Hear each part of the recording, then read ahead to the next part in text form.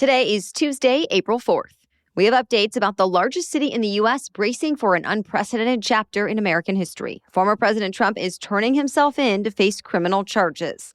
Also, where the most severe storms are expected today, and who's going on NASA's first crewed moon mission in 50 years. Plus, insurance companies may soon cover a popular but pricey baby product. A new deal brings two of the biggest sports entertainment brands together. And do you know the answer to today's trivia question? All that and more coming up. Welcome to The Newsworthy. All the day's news in around 10 minutes. Fast, fair, fun, and on the go. I'm Erica Mandy. Thanks so much for being here. You ready? Let's do this. Today, former President Trump will be the first former president to turn himself in for a crime and go to court over it. He's back in New York City this morning for the unprecedented criminal hearing. He's expected to have his mugshot and fingerprints taken and have his charges read to him. After that, we'll find out what Trump is actually charged with. For now, those charges had been sealed. We just know it has to do with a hush money payment that Trump is accused of trying to cover up as a business expense. The former president's lawyers say in court, they'll, quote, very loudly and proudly say not guilty. Not a huge surprise, since Trump has said for a while now he's done nothing wrong, and that this whole investigation is just a political witch hunt. Outside the courthouse, barricades are up, and all NYPD officers have been put on standby in case they're needed for crowd control. Already, there have been groups of people around the courthouse and Trump Tower, some supporting the former president, others rallying against him. But so far, everyone has been peaceful. And law enforcement officials say they haven't seen any specific, credible plotting for any real violence, though they are staying on top of it. Trump's trip to New York is going to be a short one, since he's planning a prime-time address in Florida tonight, where his campaign team is reportedly hoping to refocus on Trump's 2024 presidential run. Stay tuned. So remember that Chinese spy balloon that flew across parts of the U.S. earlier this year? Well, now NBC News cites sources who say China actually was able to get real-time data from it as it flew over sensitive military sites before the U.S. shot it down. That's even though the Biden administration had said it took steps to keep the balloon from doing just that. Yesterday, the Defense Department reiterated that point, though, saying any intelligence China was able to collect would not have been very valuable. China has not responded to the latest, but in the past, it has claimed the balloon was not even meant for spying and said the U.S. overreacted by shooting it down. The Pentagon says experts are still analyzing the debris collected from the balloon to figure out more. Investigators are revealing more details about last week's tragic shooting at a private grade school in Tennessee. They now say the shooter had been planning it for months and acted alone. The new information comes from journals and other writings the suspect left behind. Police say the shooter fired 152 rounds inside the school, mostly from two military-style rifles. Yesterday, thousands of students and teachers in Tennessee walked out of class and marched to the Tennessee State Capitol building, demanding lawmakers take up gun control measures. Other schools held events to stop and remember the 3 9-year-old children and 3 school staff members who died. So far, Tennessee's governor has not said if he's going to be backing any new gun reform this year, but he did say there are plans to beef up school security. By the way, we know this is a story that is especially tough for parents to hear and to talk about with their kids. So this past Saturday, we did put out an episode that might help parents and children cope with tragedies like these. You can find Saturday's episode in your podcast app or look for the link in today's episode notes as well. Today, more than 45 million Americans from Dallas to Milwaukee are under risk of some severe weather. The National Weather Service says the most serious storms will likely start up this afternoon and last through tomorrow morning. They could bring damaging winds, large hail, and even some strong tornadoes. Since a lot of it could happen late, forecasters are reminding people to make sure they have a way to get the warnings even after they go to bed, and of course, a plan to get to a safe spot. Meanwhile, just west of that system, places like New Mexico, Texas, and Oklahoma are expecting some strong winds, but no rain. So there are now millions of people who live in areas under what's considered a very high fire risk. And a little further north, people in the Dakotas, Wyoming, and Utah are dealing with a major winter storm. More than 24 inches of snowfall is possible in this one. That's expected to last through tomorrow. We now know the 4 people who will make up the first NASA crew to return to the moon in 50 years. The crew includes the first woman and the first Black person ever assigned as astronauts to a moon mission. There's also the first Canadian ever chosen for a flight to the moon, as well as the mission commander. They're expected to fly for 10 days around the moon and back in late 2024.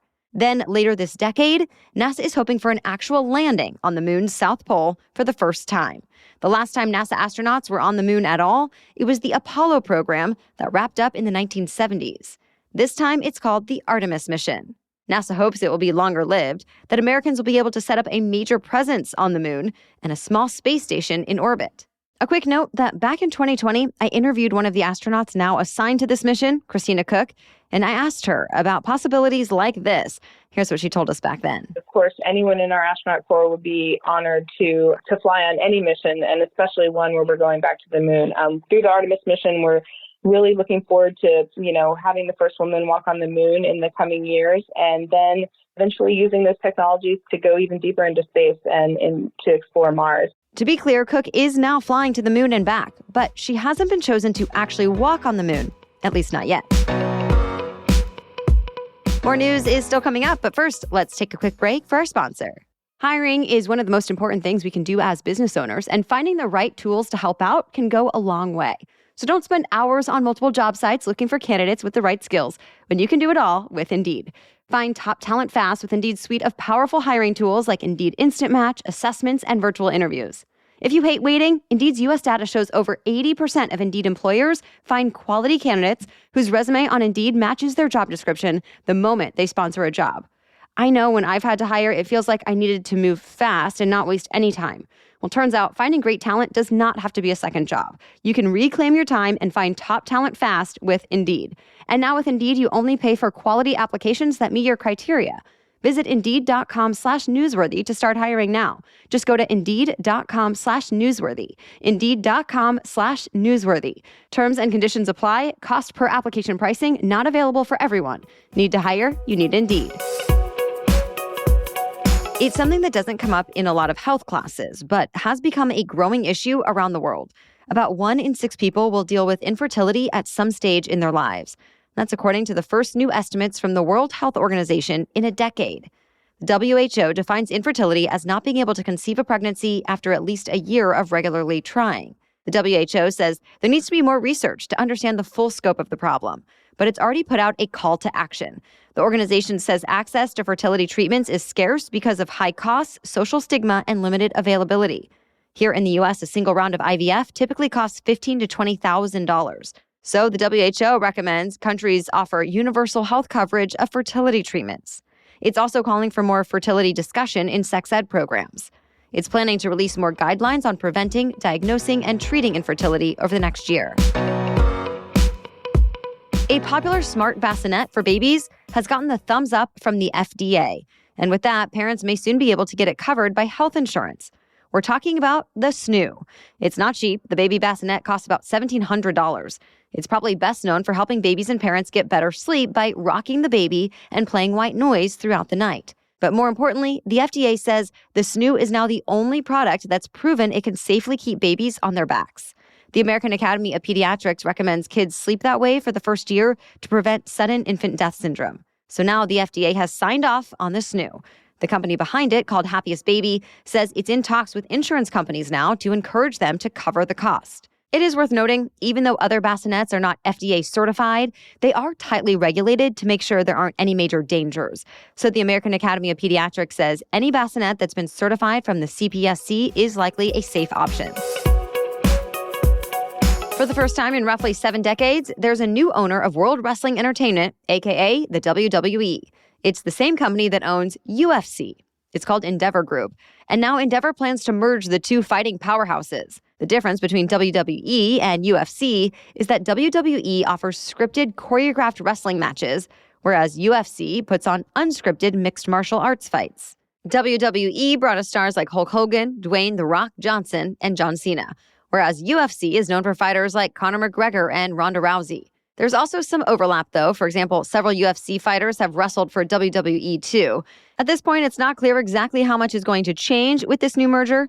WWE's executive chairman just said the new company will combine media rights and develop new forms of content. So we'll see exactly what that means.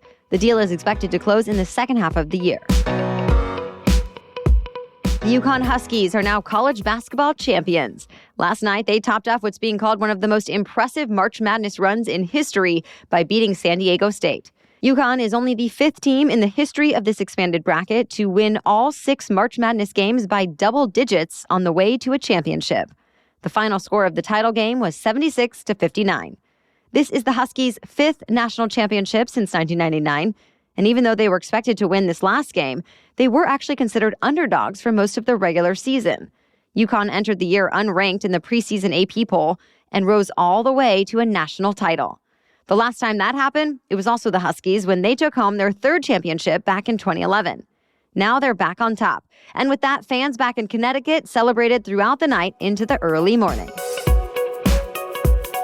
That's it for the main news today, but now it's time for Trivia Tuesday, when we ask a different trivia question every week. And today's trivia question is, what president was a licensed bartender? You can play along with us in our weekly roundup email that comes out each Friday. Simply sign up to get it at thenewsworthy.com/email or find the link in today's episode notes. As for last week's trivia question, what musician was awarded the first gold record? The answer is Perry Como. He earned it back in 1958 for his hit single, Catch a Falling Star. The Recording Industry Association of America declared it certified gold, and that's the same trade organization that hands out gold, platinum, and multi-platinum records today. To hit gold, artists have to sell 500,000 copies of their work. It's 1 million to reach platinum and 2 million for the multi-platinum. So what's been awarded the most? Well, as far as songs go, that would be Elton John's Candle in the Wind, which went 11 times multi-platinum. Well, thank you so much for joining us today and making us part of your routine. We'll be back with another news roundup tomorrow. Until then, have a great day.